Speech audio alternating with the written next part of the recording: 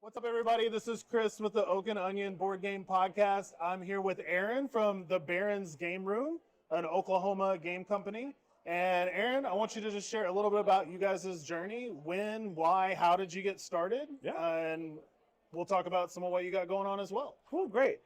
So the starting on all of it was, honestly, I bought some themed adventures dice off of Kickstarter with them. They were called Monster Dice. Okay. Each dice was themed around like a dragon, a kraken, various monsters like that. Gotcha. I just thought it'd be really cool if they had some kind of special game where each dice actually represented the monster it was for some kind of game. Okay. Didn't exist, so that was a cool idea. And I couldn't get the idea out of my head to the point that I eventually sat down and was like, maybe if I try to make something like that. And I made kind of a bad Magic clone. I think a lot of board game designers make a bad Magic clone early on in their career. Right. And it was okay. It's fine. It's probably never going to see the light of day. Called it Summoner's Rage. Yeah, it's still sitting somewhere. And it went well enough. And then not too long after, I had another idea, Super Combo Fighters. And spent a few weeks working on that one. Me and some friends tested it in a couple minutes. It was horrible, and we're like, this is the worst thing I've ever even attempted. But we immediately kind of hit with a few new ideas, and that one was much better. And that's the first one that kind of actually was good enough that we were like, we should maybe take this out somewhere. We noticed a couple months later that the first TokenCon was happening, way back in 2017, 18. I can't quite remember exactly when that was. 2018, yeah. And so we're like, well, hey, let's take this new game that we've got out to that. And we met some of the other local designers, and from there, it just sort of is snowballed from that. From making some bad Magic clone to a game that was actually pretty decent, and now we've been doing this since then.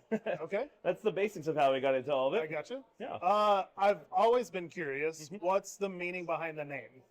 To be perfectly honest, the Baron came before the game stuff came along. Okay. I don't do a lot of online stuff, but I did a little bit and needed a gamer tag, and the Baron and Aaron rhyme. So some of my early gamer tags were something along the lines of the Baron Aaron or Aaron the Baron and something like that. I gotcha. So I guess I just sort of vaguely created him as a bit of a mascot for me early on. And whenever we started doing the games, it just sort of quickly been like, well, sure, that kind of sounds like a cool, I thought it worked as a general company name, and we have never got the chance to, but we love the idea, the dream of someday maybe being able to open a whole store. So, great name for a store when we get there as well, if we ever get there. Absolutely. And so, how many games have you guys made available to date?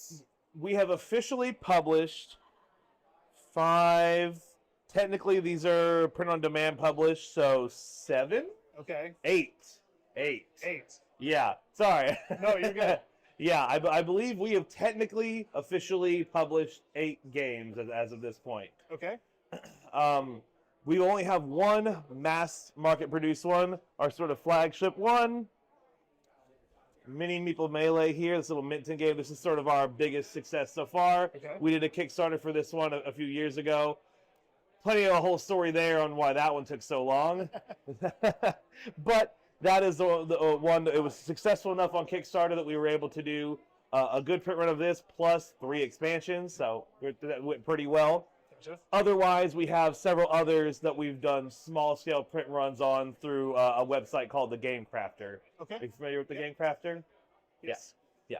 So for the most part, everything else we've published has been through them, except for a little battle chess game we've made that was mostly available either through 3D prints. Like we can 3D print you off the pieces for it. Gotcha. Yeah. Okay.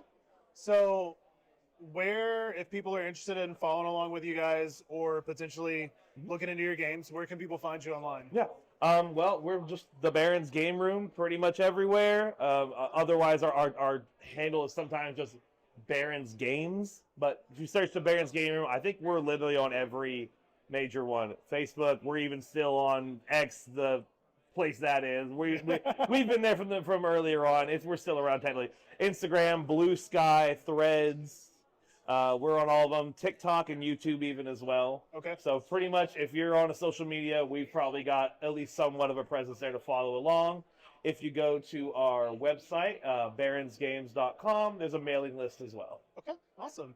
And I'll ask one more thing real quick. Oh, good. I see you got a sign over there for a game called The Cure, follow on BackerKit. Tell us a little bit about that, when you're launching, Absolutely. So we technically, The Cure is one of our currently published games through the Game Crafter, print on demand, but print on demand stuff is kind of expensive since they're doing only one copy at a time. We're going to try doing another mass market run, more like Mini Meeple Melee. Okay. We've never used BackerKit before.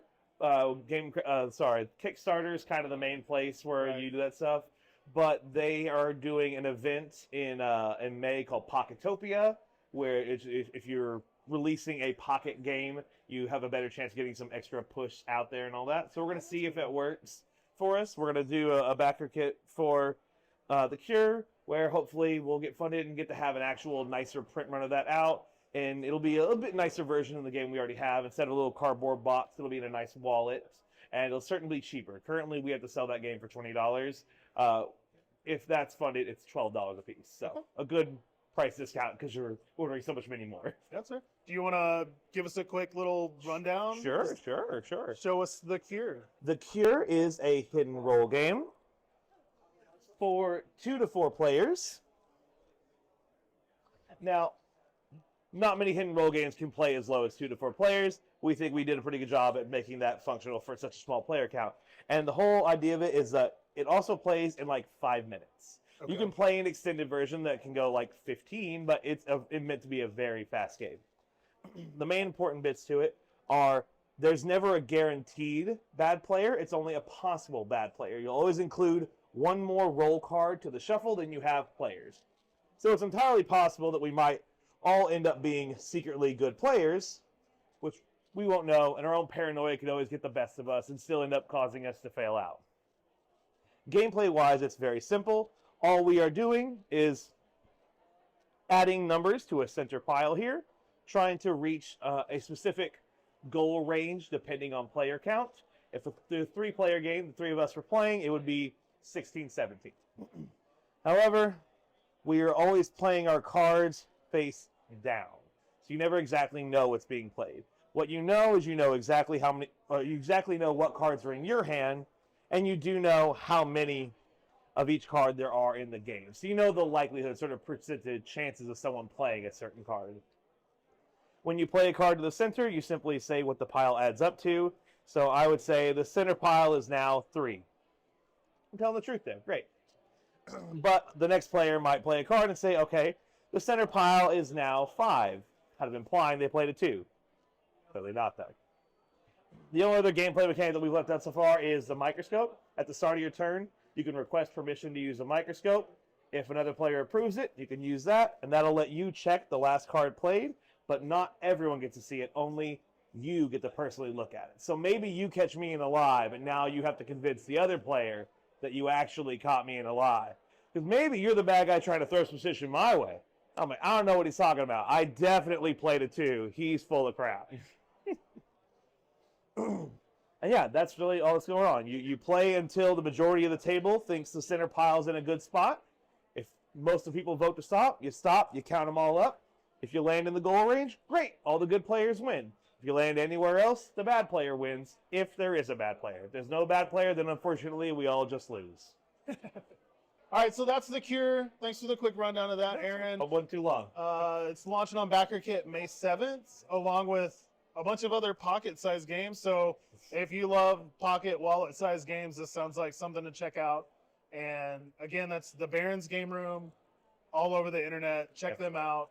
And thanks for chatting with us, and good luck to you guys. Thanks for talking with me. No problem, man. Good luck to you guys. Thanks Look forward so to seeing more.